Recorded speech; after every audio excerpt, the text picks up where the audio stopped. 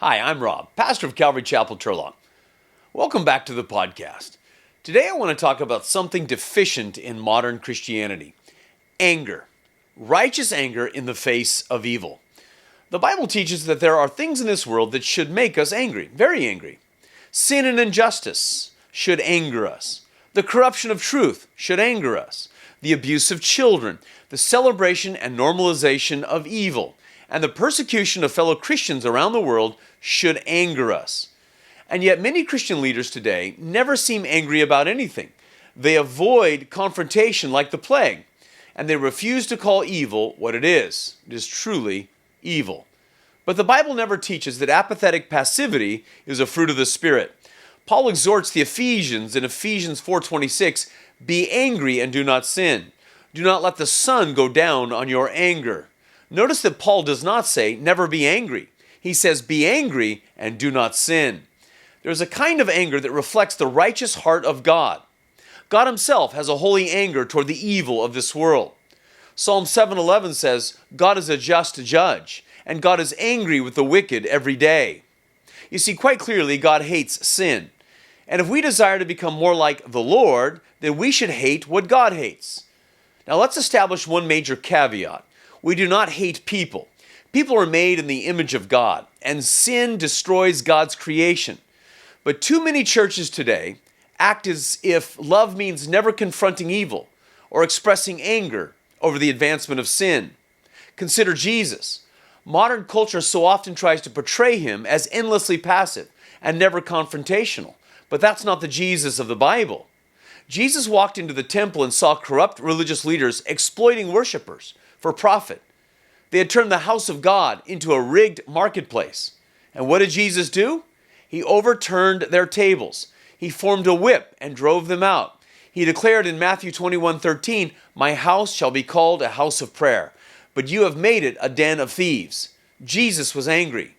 In Mark 3, Jesus looked at the religious leaders with anger, grieved at their hardness of heart. He was angry at their unbelief and their hypocrisy. You see, the problem today is that far too many Christians are apathetic concerning real evil. And when Christians do get angry at something, it's mostly because they have been personally inconvenienced or they feel insulted by someone. We're losing the big picture. We should never be angered by personal offenses or insults. We should be far more agitated by sexual immorality, abortion, false teaching, and our cultural distortions of truth. What is transgenderism but an open assault on truth? Too many pastors and Christian leaders are terrified of offending people. So instead of boldly preaching sin and repentance, they preach comfort and encouragement. But the prophets were not passive. The apostles were not passive. Jesus was not passive. They loved people enough to confront sin directly. Now, we must be very careful here. Righteous anger is not some kind of sinful rage expressed in revenge or violence. Christians are not called to vigilante justice or personal hatred. Our anger must be governed by truth, holiness, and self-control. We hate evil because it harms people and it offends our God.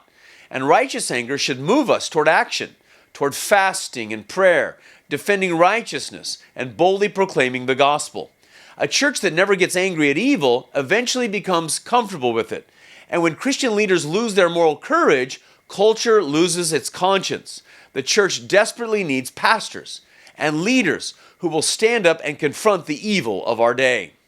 When we see tens of thousands of fellow Christians being slaughtered by Muslims in Nigeria, when we see tens of billions of dollars of public funds being looted by Democrat NGOs, and when we see school children being fed pornographic sexual ideology in government schools, it's time to show a little righteous anger.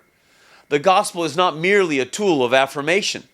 It's a message of repentance and redemption. God's wrath against sin is real, but so is his mercy through the cross.